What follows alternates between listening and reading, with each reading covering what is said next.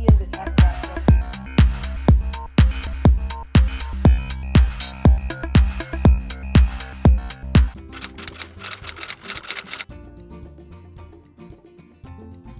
University of Waterloo, I did my undergrad in mechanical engineering, so I did the 5-year program there.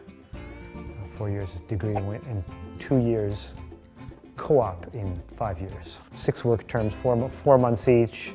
Then I came to Mac and I did my master's and my PhD in mechanical engineering here. After that, I went to work for a small startup company, a .com, in Burlington for about 2 years. And that was, how can I put it, an eye-opening experience. It was entirely different. And there, whereas I got a theoretical understanding of computer-aided design, mostly the computer science and mathematics of it, there was little direct use for that. That was where I saw that this kind of work was a range of activities going from very broad open questions to very specific application of mathematics and everything in between. It was a highly collaborative environment, it was a very challenging, fast-paced environment, and it was an awful lot of fun.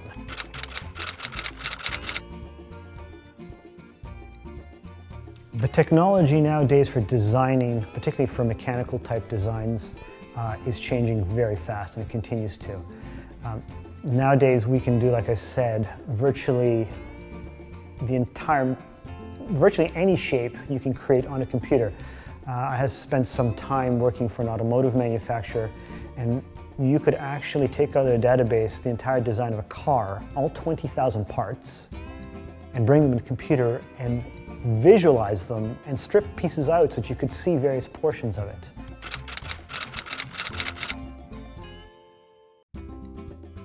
I think, like where the profession is going, we're looking for an individual with multiple facets.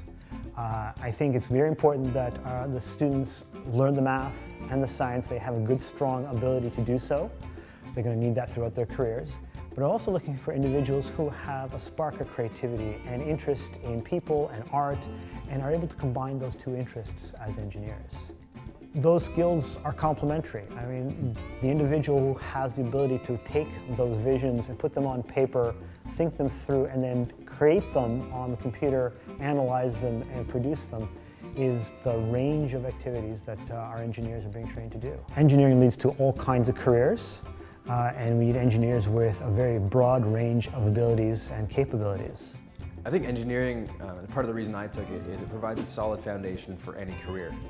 You have the underlying logic, the math, the technical skills, so you're able to problem solve. And every industry, every sector looks at that. There are engineers that are employed in banking and in management consulting and in technical fields.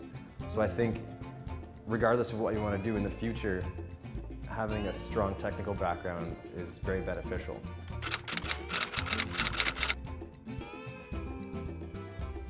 I went to McMaster University. I took their 5-year Bachelor of Engineering and Management program.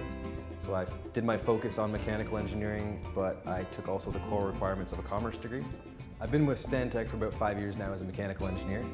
I primarily started out in mechanical design, so looking at the heating, ventilation, air conditioning, plumbing, fire protection, as well as green or sustainable design. Mechanically speaking, we take a look at primarily the indoor air quality, the temperature, the humidity of the space. Are you able to control it, and how is it controlled? But in a broader perspective, you're also looking at the lighting, the daylighting, the color of the space. All of those have a huge impact on the well-being of the people in the building. Mechanical design actually does take a lot of creativity in terms of the problem-solving approach you take. More recently, a building's aesthetics play a much stronger role in how the building is designed and built. From an engineering perspective as well, it's also how the building will sell. If it's residential, you need those units to sell. If it's commercial, you want offices or companies to want to work in that space. So how it looks plays a huge component of the happiness of the people inside, for sure. And most recently, I've been involved in the building condition assessments for big box retail stores across Canada. And I was just up in Nunavut looking at about 100 different buildings mechanically and electrically to determine their condition and a cost and replacement schedule for that.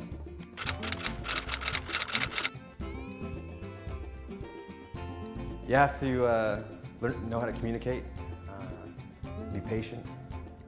The biggest thing in any industry or in every business is the people side. Math and solid analytical skills play a key role in any engineering design. You have to be able to crunch numbers. You need to be able to look at the numbers that come back from this calculation and determine, is this what I expected? I think whatever you decide, don't disregard some of the courses that you think may not be as important as they really are. Don't drop math as soon as you can, even French or music. Everything will eventually come back and have an impact on you later in life. It's really interesting and really odd sometimes how things come full circle, and you'll be like, I really wish I hadn't dropped that course.